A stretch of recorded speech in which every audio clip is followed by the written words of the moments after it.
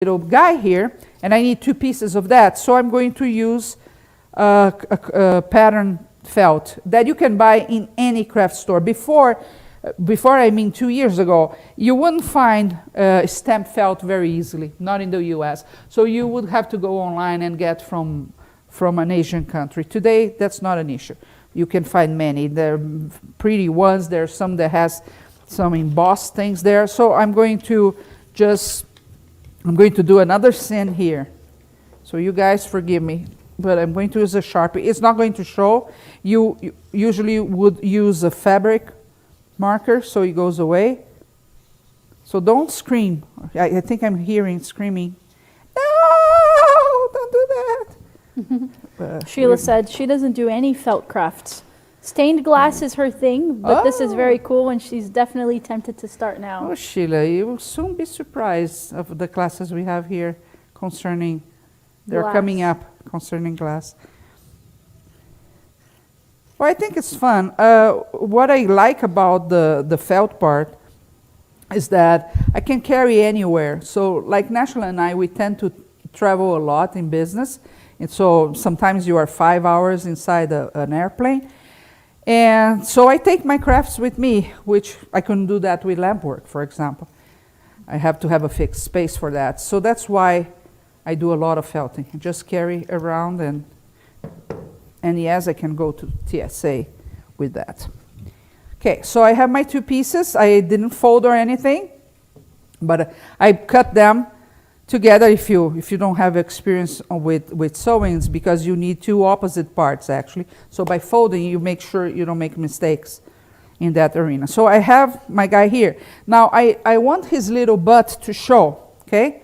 So I'll just cut in a semicircle a little bit. And you can eyeball this, because you don't have a way to make a mistake. It could be a short blouse or a big, see? No biggie. Okay, so all I need to do now is sew this while I sew the body. I need to decide where I'm going to leave the opening to make it fluffy. I'm going to do that in the bottom, because that's never going to show if I make any mistakes. And now I need to put my nose, or actually the dog's nose, in place, right? Still a big nose, but it is a Dachshund. And I need to hold it in place so I can do the stitch. And I'll do the same thing. So this little body, we are going to do it together. I like his little shirt. Yeah, I like that nice. pattern. This is more of a girl style than that one. Yeah, it's cute. Okay, so I'm just holding the nose here together. Again, you can glue that nose, but it's going to be a nightmare for you to come around with the needle. Okay? And let's do this part together. All the rest of this little guy, I have already sewn, so it's going to be fast, but we need to do this together. Now, you're going to be asking very soon, what do you do here? And you have a couple of options, so let's go there. Okay, so I started, for us to save a little time, and I'll keep going with my gather stitch. In case you missed, it's very easy. You enter the needle, leave a little loop, so it goes inside that, and just pull the thing. Here I have to do, here, so if you want everything matching, you would change the thread, so you make a knot and start over and change to black. And that's what I did in the other one. In this one, I'm going to go with the same color. So it's going to create some contrast in the nose, which you will judge if you need in yours to do in black or not. It's a little tougher to go through because I'm going through 4 layers of felt. So that thimble that was suggested yesterday would come very today. handy here, yeah.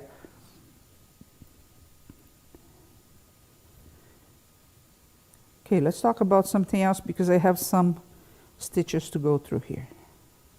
I was just thinking, I think Elaine also does glass, and Oh, really? who's in the Oh. chat with us. And I'm intrigued because I know you, and you like to try all kinds of different things, I do. right? So here today we At have least once. at least once we have you doing the felt, which I believe is one of your favorite mediums to work in. That's what I see the most of, like Yeah. the needle felting. But then I was just looking at your wrist and I noticed your bracelet, which I believe you made. Yep. And then I looked up and I saw your necklace. Yeah. And then I looked at my necklace and then you Yeah. made this. So there are different techniques. And I'm actually wondering if it's, for example, if Sheila and Elaine, if you're into stained glass, but you're here, the felt interests you, and what other things that Yeah, they that like would be to fun try. to know. We have two big groups here when we give tons of classes on different topics, but we have a very big group on glass and a very big group on fiber, right? Yeah, and some of them play with both. I really like to try, I actually try at least twice every technique to see if my personality adapts to that. So like the other day, for example, I went to a guild group that does bobbing lace. I go to a lot of groups because we are also always looking for fantastic instructors out there. So I went to that, and I think it's fascinating. I love the pieces, but as I saw the process that they go and how really analytical in that point they need to be, I knew this is not the craft for me. It requires really, if it requires too much control, requires too much calculation. I can deal with the oven, the kiln, because I can ask somebody else to figure that out for me and then go from there. But I'm not good at that, so it's not my personality. So I knew immediately that that's not going to be one that I'm going really to try, even though I do love the pieces. And I have this crazy rule when it comes to jewelry. I only wear stuff that I make.